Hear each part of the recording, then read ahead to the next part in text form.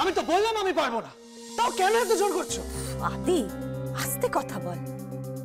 কেন তুই চাস না যারা ঈশার প্রাণ বাঁচিয়েছে তাদের পায়ের ধুলো এ বাড়িতে পড়ুক? আমি চাই, বাট তার মানে এটা না যে আমি ঈশাকেও নিয়ে যাবো ওদের ইনভাইট করতে। তোমার আপত্তিটা কিসের বলো দেখিনি? ঈশা তো যেতে রাজি হয়েছে, যাবে তো গাড়িতে, তাহলে প্রবলেমটা কি? আরে প্রবলেমটা হলো আমি পারবো না। মন, তুমি প্লিজ বোঝাও না বাবাকে। তুমি তো জানো পুরো ব্যাপারটা, আমি একা যাবো। Is that clear?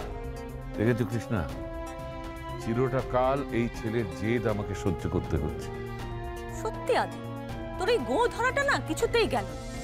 বাবা যখন বলছে না তো করে, তো বাবার অবাধ্য ছেলে। তোমাকে এভাবে দেখতে আমার যে কি ভালো লাগে।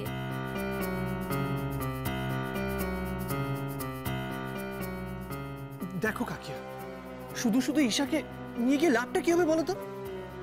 ওকে তো আমি নিয়ে এসেছিলাম ওখান থেকে, আর তখন ওর সেন্সও ছিল না, ও চেনেও না ওই জায়গাটা, আমি চিনি। সো আমি একাই যাব।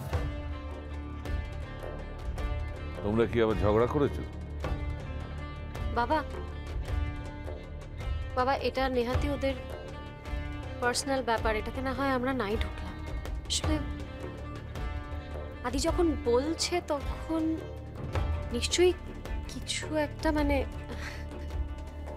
কোনো একটা কারণ নিশ্চয়ই আছে, যে কারণে আদি নিয়ে যেতে চাইছে না ঈশাকে।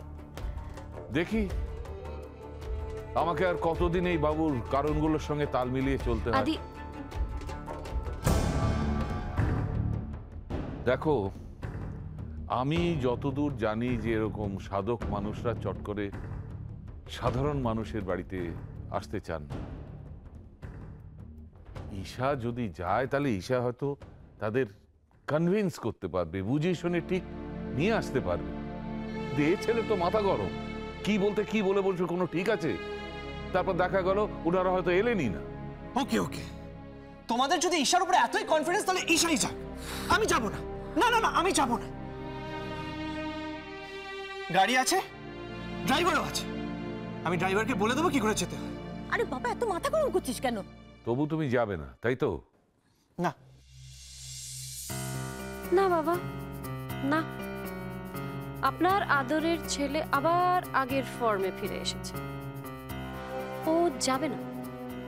আদি, সমস্ত ব্যাপারটা বিরক্তিকর।